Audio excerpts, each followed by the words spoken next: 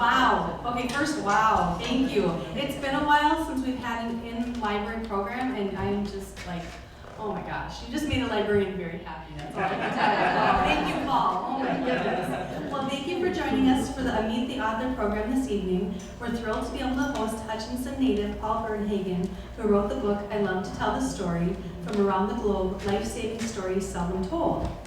Paul is visiting from Costa Rica, where he and his wife Thelma founded a free Christian camp for children ages 7 to 11.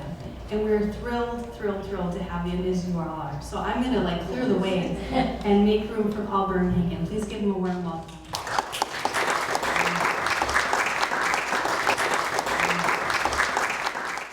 Thank you, Katie.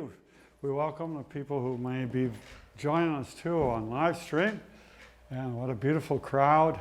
I think I know a good portion of you, and it's so nice to have you here this evening.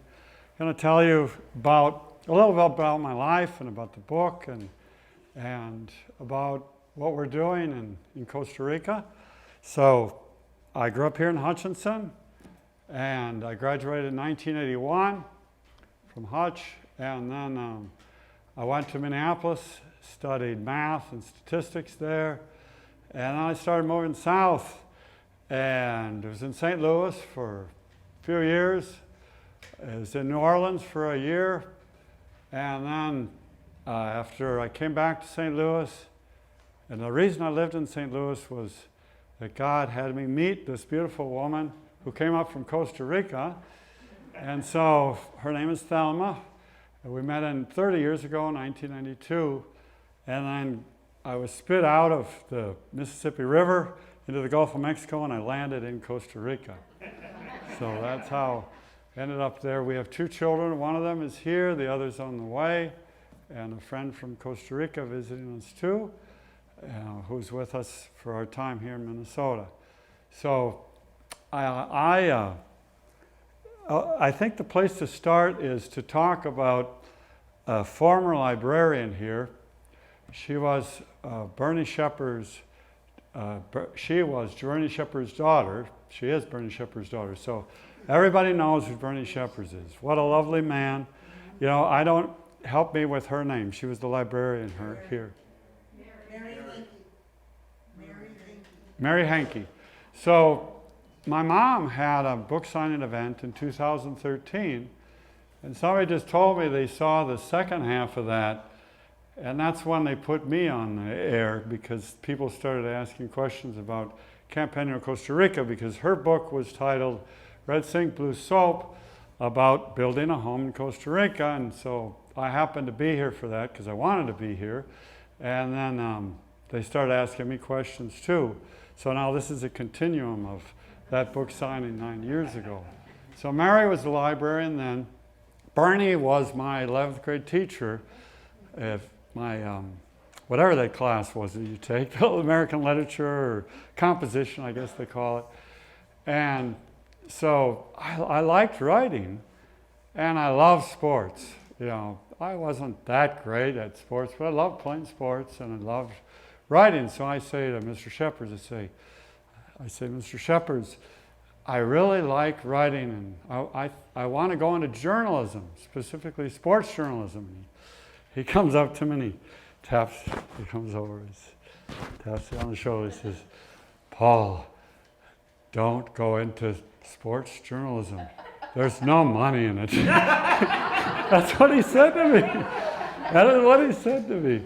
You know, the good teacher's supposed to always tell you, don't do whatever you're doing for money, you do it because you love it, right? And that was his answer. So, you know, I believed everything that people said to me who are over 50, and he was well over 50 then, and so I did not go into writing.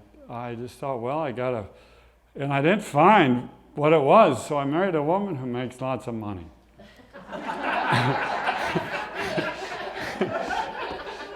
So, but now I'm coming back to that love. You know, a lot of you, I'm sure most of you like writing, like reading. That's why you're here. If you like reading, you like writing. It goes hand in hand. And I'm coming back to my passion. I decided to put that aside, what Mr. Shepherd said to me, and I'm going forward with my passion, which is to enjoy writing. So let me tell you a bit about the book, where it was, the idea was born, and how I came up with the idea. So I, after what I found in my calling was that God wanted me to be a minister. Well, the options are, and mainly that you become a pastor. And you say, well, I tried that for a few years, but really my calling is to bring the love of God to, in many places. I'm not a sitter. I'm not a person who likes to stay in one place. So I like to share God's love wherever He sends me.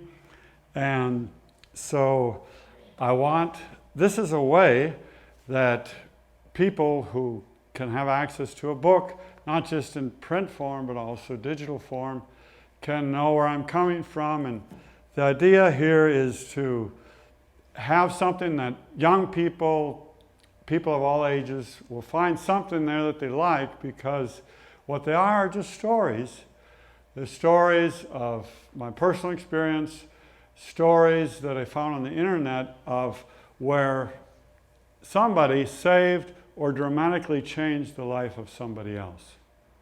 And that may have happened in your life. It happens in all of our lives, that somebody had a big impact that moved our life in a positive direction, could have changed it forever or saved it literally from death.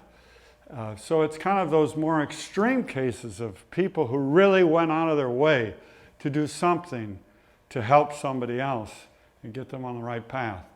So, for example, the book and then the movie Hacksaw Ridge is about Desmond Doss's story, and so in that he got the Medal of Honor for saving a minimum of 75 people in one battle in Okinawa before the Second World War was ended, and he saved 75 people without carrying a gun. Most of you, that movie sold a lot of tickets, so a lot of people probably heard of that. That's in the book.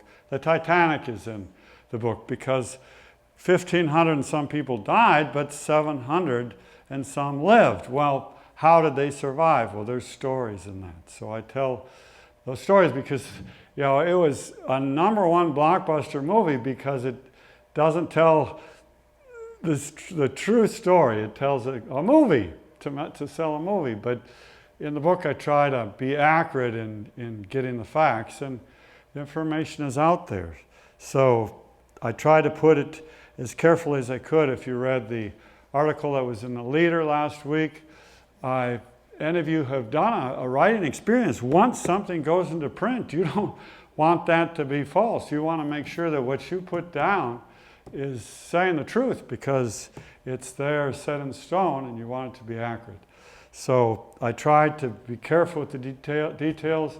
I grew as a person. I learned more about all those stories, even my own, from writing them.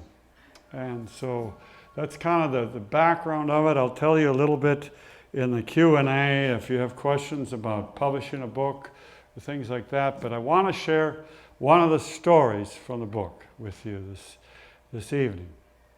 It's a story that starts, and I think I introduced you. Yes, I left out the most important person here before I begin my story. I knew there was something. She's why maybe a lot of you are here. I did talk about her, but I should introduce my mom, Letty Bernhagen. So give thanks to God. I could also say, I would say probably all of you knew my father, John, and that's what, when he passed away almost 2 years ago, that's what got me going to say, I got this idea for the book. It's time. It's time to write it now. Don't waste time. You could be the next one there in the grave. So our time, we need to take advantage of the time that God has given us on the earth. And I want to tell you a story that's very, very dear to my heart. And the story starts on Wednesday, January 11th, 2006. And if you want to go back with me in time, we were just opening our camp. With my wife, we run, as was pointed out, we run a Christian camp. It was birthed in Costa Rica, receiving our first campers January 15th, 2006. But that almost didn't happen because of Wednesday night and then what happened Thursday, January 12th. So we're in the mission house. If you were at my mom's book signing, and some of you have been there, in what we call our mission house. My parents built the house to receive people like you who want to come and help at the camp. So we had just inaugurated the camp on the Sunday previous to that. Lots of people came out to our little community. It was a fun event, but we still had some little details to finish of receiving the first campers the next Sunday on January 15th. For example, like having running water and electricity. So, you know, I'm kind of just laid back. Well, it was time to get these things finished. We just finished the well. You put a watering tank up on a hill. You know, here you grow a tall water tower and you just shoot the water up there, pump it up there. Well, we pump it up onto a hill because we've got hills everywhere. So on one of our highest points in the camp that was about 1,000 feet away from where the buildings were, we built a water tank, but it wasn't painted. And the guy who built it said, well, you might want to paint it to make sure that it's well sealed. So my dad, you know, always wanted to work and do something, comes to me that Wednesday night. We're in the mission house, and he says to me, Paul, is there something that Frank and Helmuth and I can do? And I'll introduce some of these people after I finish the story, because some of them are here tonight. Is there something, he said, that Frank Helmuth Wenzel from Dassel, Cokato, and he could do to help at the camp? Well, I was going to be gone the next day on Thursday, January 12th. I said, well, Dad, I did buy some paint, and we've got to paint the inside of the water tank. Well, I'm sitting down at the dining room table with him and with Helmuth and Frank, and they're going, yeah, that sounds great. And in the corner, there's a guy working on a computer who's a techie guy, and he's just kind of knows everything. You know, there's people who are really good to have, who know a lot. And he looks over me, and I can still see that glare in his eyes. Looking at me, he says, Paul, I don't think that's a good idea. Can you show me the paint can? I said, sure. So we went out into the bodega, the shed, and take it out. He looks at it, and he's looking at the chemicals in it. He goes, Paul, I don't think this is a good idea. Well, at that very moment, it was my time to put my foot down to my own father and to Frank and House and say, no, just take it all easy tomorrow, drink a bunch of coffee, and we're going to have fun, and we don't have to paint the water tank, because from what I'm hearing Rick tell me, this is not a good idea. I did not do that. My dad immediately jumps in. He says, it's okay, Paul, it's okay. We'll take care of each other, and if we start getting a little drowsy, we'll just pull the guy out of the tank, and we'll be okay. Well, so it's the next day. My phone on Thursday, my phone died early, so I didn't know everything that was going on that day. Thank God that was the only thing that died that day. So the three of them go up to the tank. It's 1,000 feet away from where the buildings are. It's kind of off to the side. There's other people working there, but they know that they're there, but you know, they just figure they're working there. Well, my dad goes in, he paints one of the sides of the wall. He almost finishes the whole side of the tank. I'll just say it in meters. You'll have to do the translation. It was 2 by 2 by 5 meters long. So he's painting the 16-foot, 5-meter wall, and he got almost to the end. And he's getting drowsy, so he comes out under his own power. And then Helmuth goes in. Well, then, I don't remember if it was Helmuth second. Well, yes, Helmuth went in. And so Frank and Dad are talking up on top, and they're looking down below, and Helmuth's not moving. He's got his head against the wall. Helmuth! No response. So in goes my dad.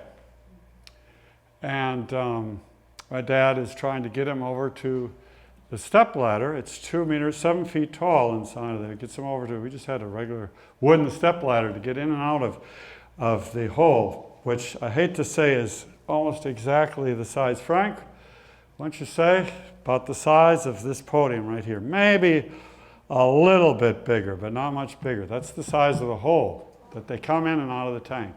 And my dad got a little wheezy, came out. Helmuth, was not moving, not responding. And my dad got him over to the ladder, and he pushed Helmuth and got him up high enough. And Frank said these words. He grabbed him by the arm, and I'm going to try to say it like Frank. Grabbed him by the arm, and I would not let go, Frank said, for dear life. He was going to make sure that he got Helmuth out, and he did. Right when he got Helmuth out, my dad passed out in the tank. Frank goes in after him. He passes out. The fumes are very high. I talked to her father, a friend from Costa Rica. I told her dad this story. He's a fireman in Costa Rica. And he says, as I told him the story, he says, Paul, there's no air in that tank. That's a small tank. The only place there's air to breathe is when you pass out on the bottom, because the fumes go up. So now Frank and my dad are at the bottom of the tank, passed out. Helmuth is at the top. Thank God, Helmuth was very wise. He did not go in the tank because there was no way he was going to get him out. He gets in the Astro van that we had. He had one of his own back in Dassel. He knew exactly how to drive it. He drove it down to where the other workers were. Well, the first person who responded was Miguel. Miguel still works for the camp. Miguel went dashing up to the top. He knew what was going on. He asked me years later, he said, Paul, what does help mean? Help, help, Helmuth is yelling. He knew it was something serious because Helmuth had some blood on him from when they pulled him out of the tank. Miguel goes dashing up to the top. He gets my dad out of the tank. My dad starts coming too. Well, Frank is a little bit bigger. He barely fits through a hole this size.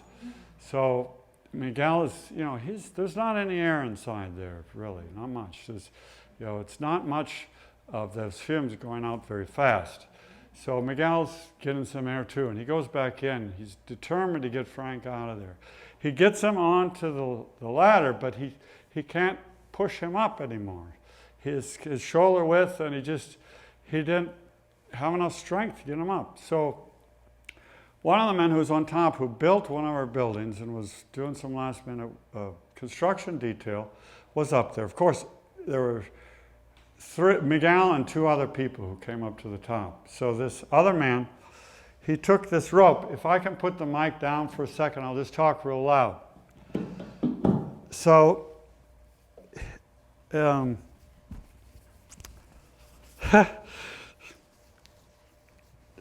this construction worker took this rope and he just threw it down. My dad had put a rope. It was not like this. It was nylon. He just took the rope, 1 strand, not 2 like this. He just took it and threw it down. Thinking, well, Miguel can grab it and wrap it around his waist, wrap it around his arms, and then they would pull him out. So this construction worker, Jorge, throws the rope down, and Miguel at the bottom, when he looks up, this is what Miguel sees. This is what Miguel sees. Miguel's on his last breath, and he takes this. I'm going to be Frank right now. I'll be Miguel and Frank. Miguel does this to Frank. I'm Frank right now. Frank, come up here. I don't need to be Frank. Let's have him come up here.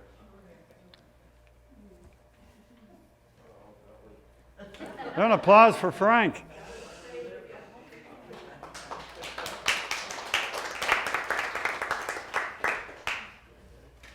So Frank is on the steps, so you're facing that way, and Miguel does this. He's passed out. You don't have to play that part, but helping me. Thank you, Frank. So he's got it like this. At the top, they grabbed it, and with all their might, boom, and they got him up high enough, and then Miguel kept pushing, and Frank got out of the tank. Yep. And he came back too. Correct. Helmuth went on to be with the Lord 2 or 3 years after that. My dad lived 15 more years. Life is a gift. Every day of life is a gift. Frank is still living 16 and a half years after that happened. The one of the three who's still living. My dad had 15, Helmuth had 3. And I believe the reason that Helmuth came to the camp, he was almost 80. He flew to Costa Rica by himself. He'd been there once before. He must have liked it. So he just came back by himself. So he was coming back by himself because he wanted to be there. But he had to be there. Because if he's not there, John and Frank have enough German blood in them, and I think they would have gone and painted that tank, and they would have been found. And I hate to say it, I don't think they would have been found alive, because those films were very serious. His daughter works in the nursing field as a physical therapist, Yes. and she was very concerned and said, they got to go to a hospital. They had all these fumes in them. Thank God that it was a cord of 3 strands. It was 3 who were up there, Frank, John, and Helmuth. They helped keep each other alive, and with Miguel, 4 went into the tank, 4 came out alive. Yeah. Praise God. Very good. Amen. Thank you, Frank. Yep. Thank you. It's a beautiful... I'm glad that story had a happy ending because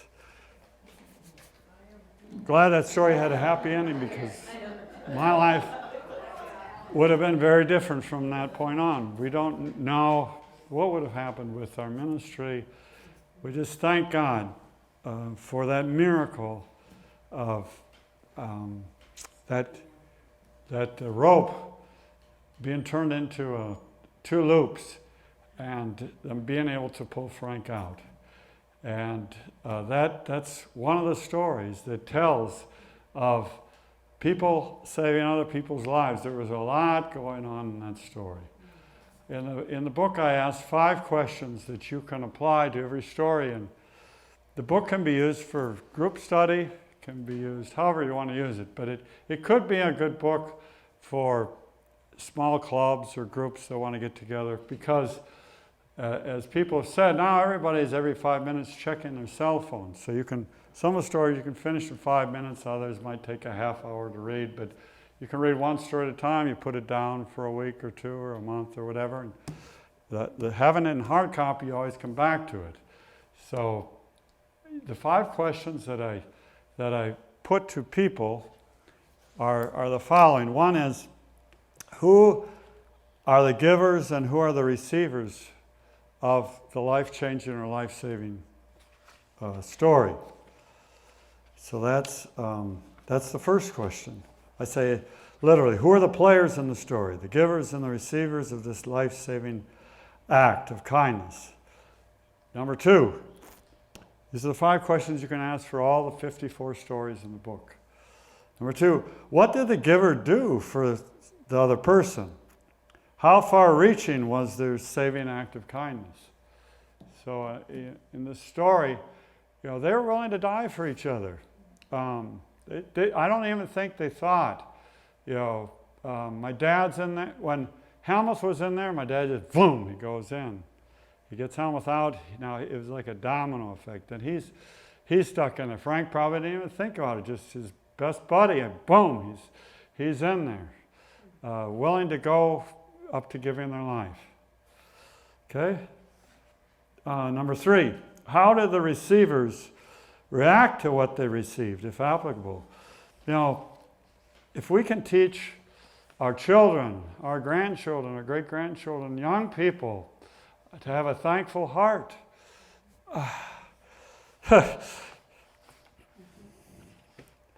it's a good thing to go to another country, not on a cruise ship. Go to a country where the people live and see how other people live. It's dramatic.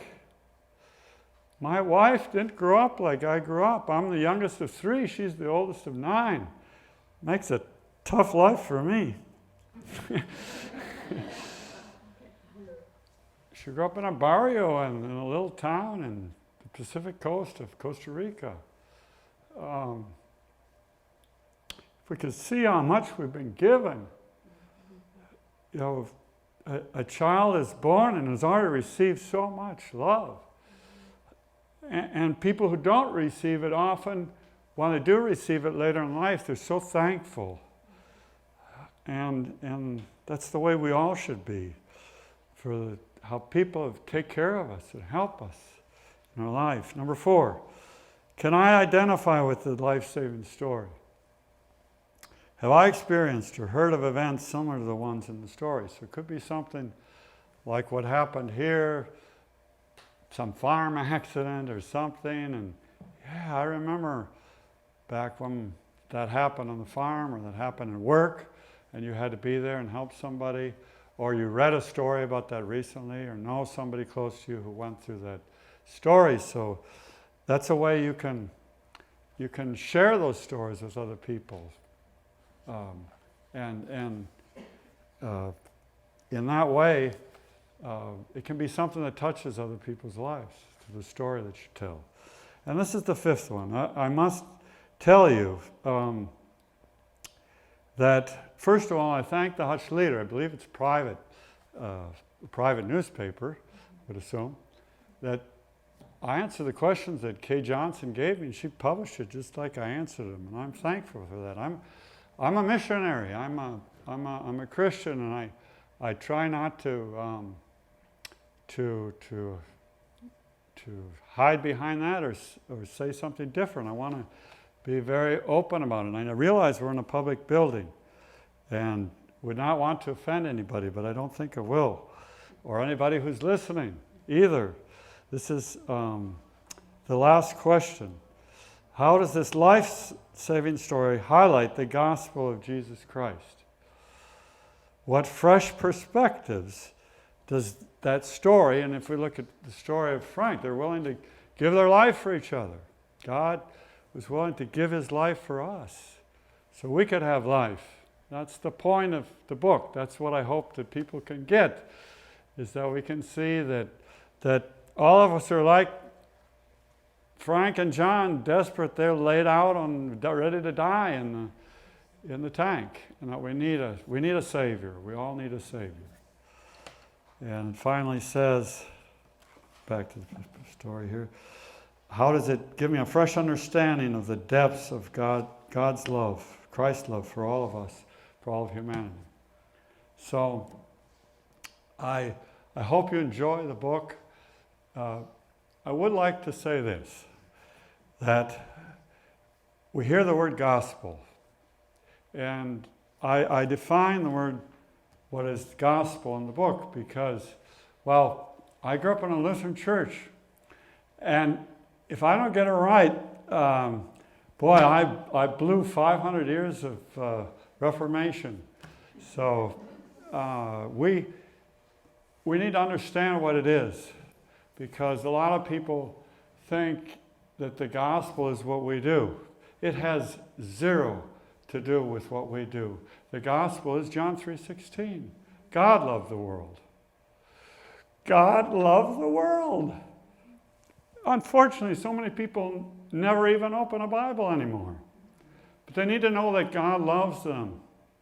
God loved the world, that he gave his son. Gave his son, who didn't have to do what he did. He died on the cross. Gave his life for us. If we can see that we have sin and need a Savior, then we can understand the gospel. And he gave his only son, who was truly God and truly man. So whoever believes in him, it's just not a work, just believing, having faith, will not perish but have everlasting life. And that's the overall goal of the book, that people can know that gospel message of what God did for us, not what we do to get to him, but what he did coming down to us. You know, it's going to be, at the end of this decade, 2,000 years since Jesus died. And I tell a story about that. I call it lepra 29 because the calendars were probably off. We think of 0 AD as being when Christ was born, but he was actually born 4 years before he was born, before the calendar says he was born. So at the end of this decade, I wrote a story I called it Lepra 29, which would be the year 8029, when there's a lot of leprosy. And whoever asked got healed by the preacher from Galilee.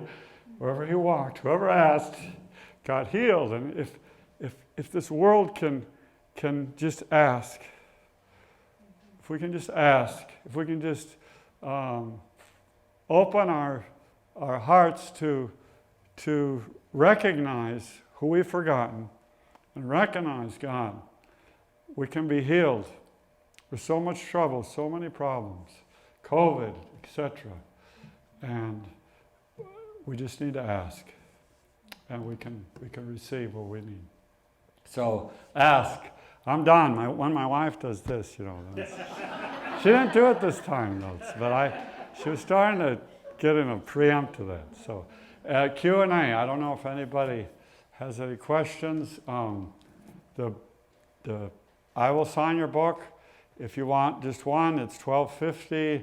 If I wrote it so you can give it as a gift too. It's a book for what I call doubters, seekers, and lovers of truth. So there's people who are searching for something more in their life. I would call those seekers. There's doubters who, it's a little harder, but they might open the book and say, "Oh, who is that guy in there?" But it's a book for those three categories. So if you know somebody who you want to give the book to, you could buy one for yourself and give one away, or buy however many you want. We'll find them for you. And you can get them on Amazon too. And if you want to know how I published it, a little bit, okay, I'll talk a little bit about the process. I talk about it in the article in the Hutch Leader, but basically a friend of mine named Bert Lane, who lives in Cloquet, Minnesota, he is a friend I've gotten to know through the camp. He and his wife help train our staff in non-competitive games.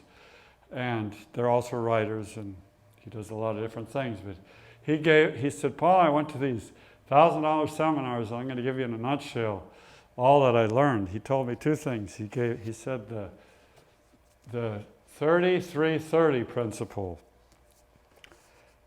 30 seconds, they'll look at the back cover. If somebody sees the book, look at the front cover for 3, and open it up and read the introduction for 30 seconds. Or maybe it's 3. No. It's a 3-30-3 principle. Dick knows it. 3 seconds, you look at the front cover. 30 seconds, you read the back cover. 3 minutes, you read the introductory story. If they like it, they'll buy the book. And I even noticed this with my friends. People I'm hoping will buy the book, they'll look at it. Come on, it took me years to write.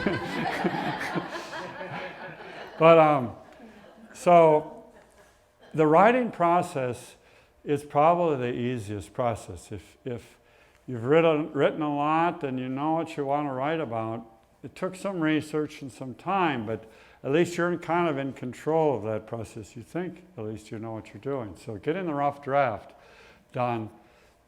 What I advise is, if you don't write on a computer, learn to write on a computer. Or as you're talking, have somebody dictating on a computer. Get the book formatted before you write the first word, so that you have the margins set up, you have the headers and the footers set up how they need to be. And there's ways to do that by watching a 3-minute video. So you can find that, or I can forward that to you. I was looking for it.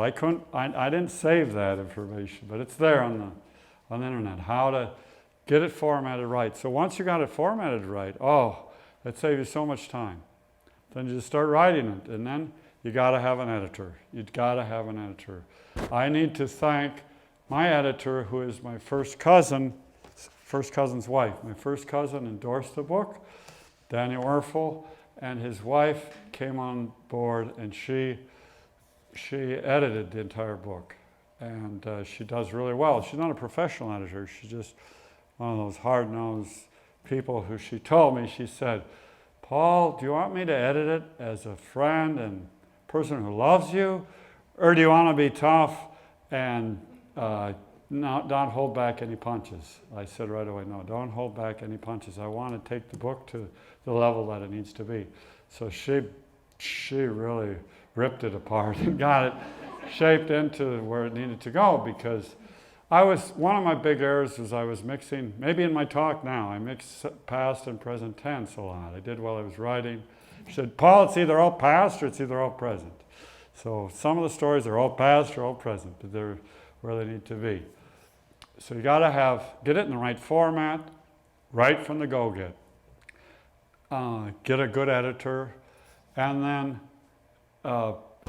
it's so easy now. Everybody wants to sell you their services, so you're not going to get at least 2 million of the people who've written books in the USA or more have not gotten a contract with Barnes and Noble or a big publishing house.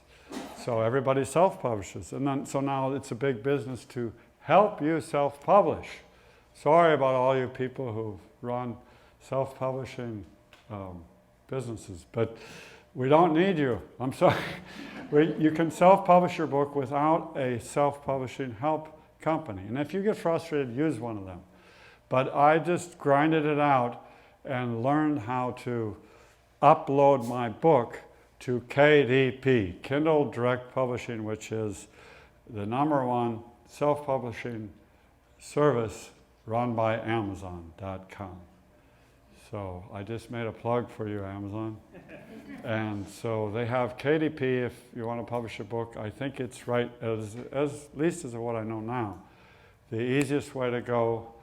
And so it's just a matter of getting it in the right Word document format and then uploading it. And then really the only other thing you need, which is the 333 principle, really comes into play with the cover of your book. It's more important than everything you write, because if they never get inside, they'll never read it. So you got to have a good cover. I was hoping she would walk in right now, but my daughter, who will be here later, you can say, oh, what a great job you did on the cover. Tell her that, because she's a designer. We paid for her education in Costa Rica. She got a product design degree, and she moved to Minnesota to work. This is where she's doing her professions in the Twin Cities. So she knows how to design. So she designed the front cover and got it all lined up, just so that when Amazon puts the barcode on there, and everything's in the right spot. So that's what I can tell you about self-publishing. Other questions? Could you tell us a little bit about the camp that you run? The camp, sure. You can watch the video that was shown. No, I'm just kidding. 9 years ago, I answered some questions, but yes, I will tell you a little bit about the camp. So I met my wife 30 years ago, almost to the day, at Camp Penuel, Missouri. I was a pastor in North St. Louis. We brought kids from our inner city church to the camp, which was for inner city kids, free camp. And lo and behold, there were a number of Costa Ricans there, of which one of them is this beautiful lady. She got up to the camp, which is a miracle story of how she even got there, but she got there. And we met there, and then 6 years later, we came back to the camp with our children were very little then. And so she took a leave of absence from her. She's a full-time social worker, Costa Rica. And because her children were very small, she wanted to take some time off to take care of them. So that's when we came up to the States in the summer 1999, working at Camp Penuel in Missouri. And that's where God showed us the vision that, yes, we could transplant this and help children in Costa Rica. God has given her the gifts of administration, of working with staff, of organizing, and I'm just kind of out there relating with the people and with the children and talking with the children. So we felt it made a good mix, And so then we shared that vision with the founder of Camp Penuel, Missouri, whose name was Harry Duma. And then that was approved for me to be the director of this mission camp in Costa Rica. Bought the land in the end of 2002. We bought more land than what we thought we were going to buy, but we're thankful for that because we run a dairy farm also with the camp. So we bought almost 70 acres of land in a very remote place, about a half hour from where my wife grew up. And then 3 years after we bought the land, we opened the camp because we had to build all the buildings. So thank you to all of you who've been faithful in your donations to make that happen, your support. There's a lot of people right here who support that effort, and that has allowed us to build the mission, build the ministry, and we're now 17 years strong. It's a lot of the support we get in Costa Rica are human resources, our staff. They're just number one. People like Brenda who come and volunteer their time, and they'll stay the whole month the camp is open if they can. And working with those kids, loving those kids, and running around the camp with them and doing the different activities that we do. And just a lot of support. And with everybody's support, it's been a success. And we're reaching the kids who otherwise would never have a chance to go to a camp. We're getting to the various pockets of poverty and what we call inner city and shanty towns.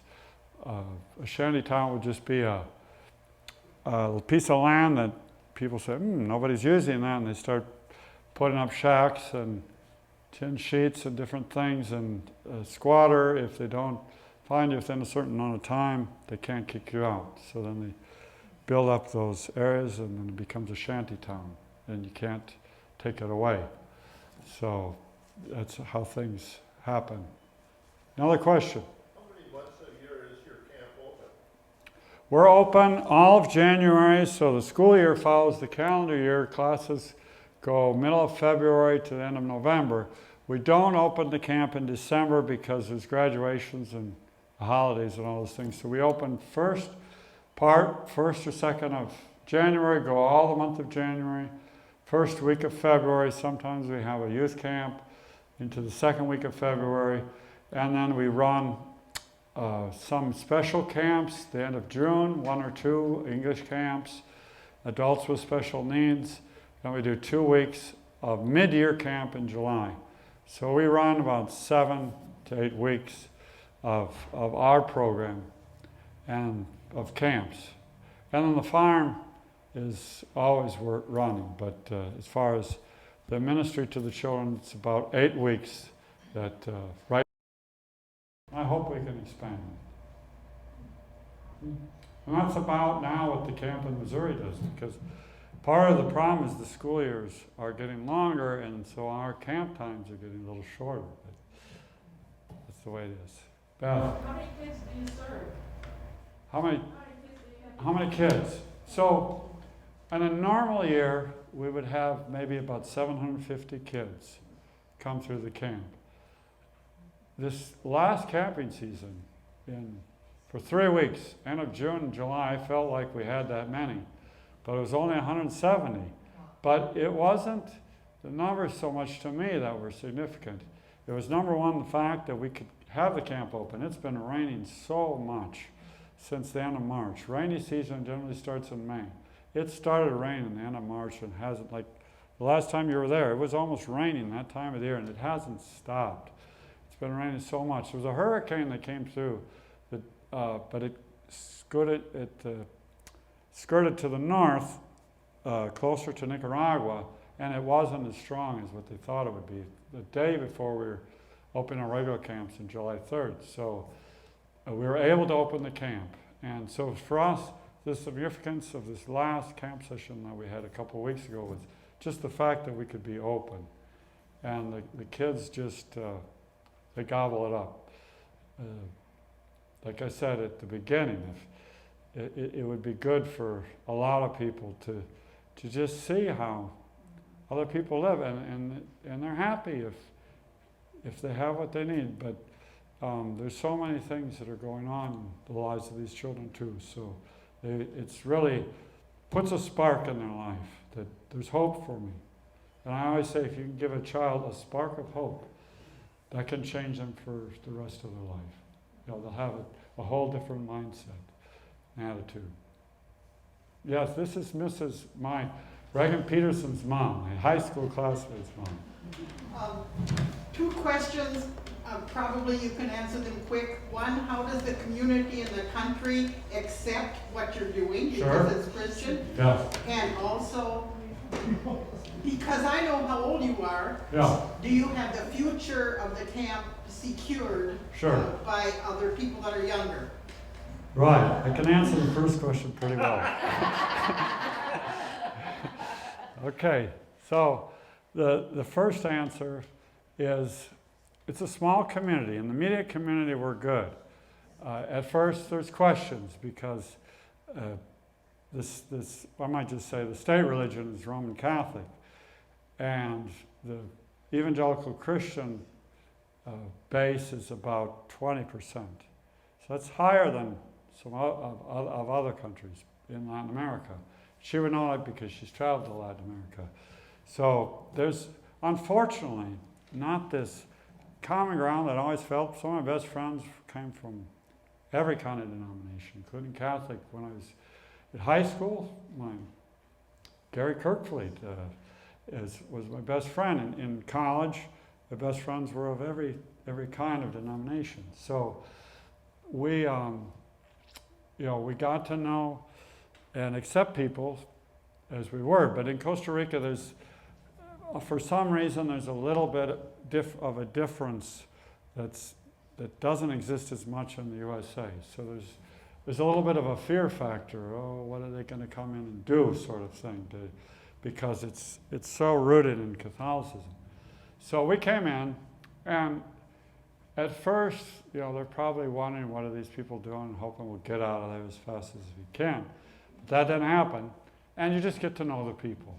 It's like Indians and cowboys and Indians. Indians come in, and the Indians here and people coming. If they get rid of the fear factor, you can get along. So I think we overcame that. They came to understand me as a person, our family, and we've been doing fine in the country and in the neighborhood and in the country as a whole. People say, wow, that's great. You're reaching out to the children where all the bad news stories come from. And the second question, I'll just say we'll see what God has in store. We hope to be healthy. Her second question was, when we're not around, who's going to carry on the camp? Well, how to answer that? You need to prepare for the future. And we hope and pray that when we're not there, that it'll carry on. I'll just say, if it's God's will, He'll find a way. And I guess in our heart would be that our own children would have some interest in doing that. But we don't put any pressure on them. She now arrived, our daughter, and son is here. We don't put any pressure on them. It'll continue if it's meant to continue. It's a lot of young people that goes to the camp to work. Yes. And so there's a lot of people who've been there many years, and maybe God will put it on their heart to step in and run the camp. So, but we hope to be around for a little while yet. Yes. You said your camp is near a small community. How far out do you go to draw these 750 kids that come to your camp? Yes. Well, the camp in Missouri, first of all, they'll draw from as far away as Chicago, which would be about a 7-hour drive on a bus, and to Oklahoma City, which would be maybe similar or a little less than that. They'll come from Kansas City, Memphis. The main draw would be St. Louis, which is an hour and a half to the north of the camp. Was that part of your question? No, and ours, okay. Your camp. So ours, what I say, we do not reach children outside of Costa Rica, because It would be hard on the Nicaragua side because of political reasons. And in the Panama side, it just isn't very logistically possible. It's not like going from Minnesota to Iowa. But I do say this, Costa Rica's 1/4 the size of the state of Minnesota, but it takes a long time to get there from anywhere. For example, the group of kids who came in first week of July, the Panamanian highway was closed for them to get out of their city, so they had to take an alternate route. It took them 6.5 hours to get there, but they got there. And it normally shouldn't take more than 5 to 6 hours to get to the camp from any spot in the country. You'd say, why does it take that long if it's only 180 miles wide? Well, go there. And you'll know why. So, yeah, so we'll bring kids from Limon, which is the Caribbean port on the other side of the country. We'll bring them from the way north. I'm hoping someday we can bring them from the way south, close to Panama. Sure. Any other questions? If not, thank you all for listening. Thank you for being a part of this tonight. And I may just share one more thing. I don't write to promote myself or to make money. My goal is that one day we can even do more. I don't know what this will all entail, but maybe a foundation of some sort where we could possibly do more things to help the churches who we work with. So we're involved in different projects like greenhouses, and a lot of these churches will feed the children. So greenhouses you can grow.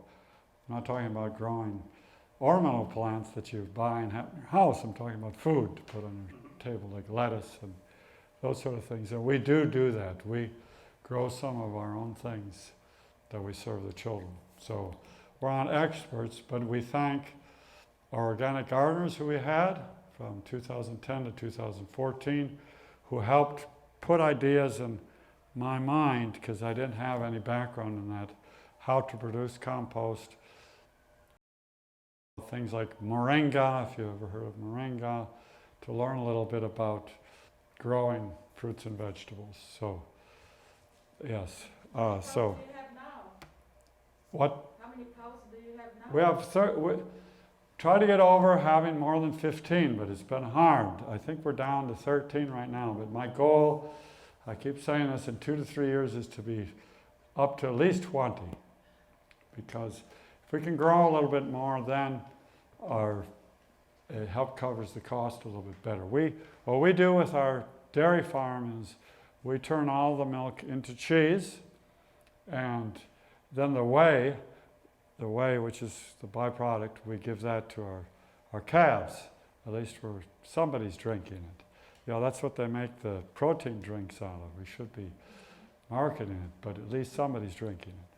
And so we sell that cheese then locally in our communities, and it's very successful because I'm not a good businessman and I sell it really cheap.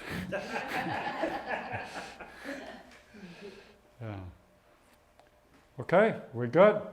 All right, so I guess what we'll do, I'll just be over here, and I could introduce those of you who, I had to, so I already told you what you're supposed to say to her, but she is the designer of the book. She's back there, so that's very crucial. I thank all the people who helped me produce this book. There was zero overhead cost. The editor, having a good editor, if you've written a book, costs money.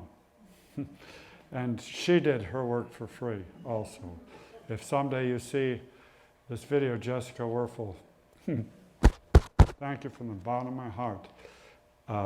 She said you could publish it like it is, but she brought it to a whole new level. Everybody who helped. My mom proofreading it over and over again. Support of my family was tremendous. So this was published, I think, with zero overhead. And so I'm thankful for that. And I thank you for coming out tonight and being a part of the event.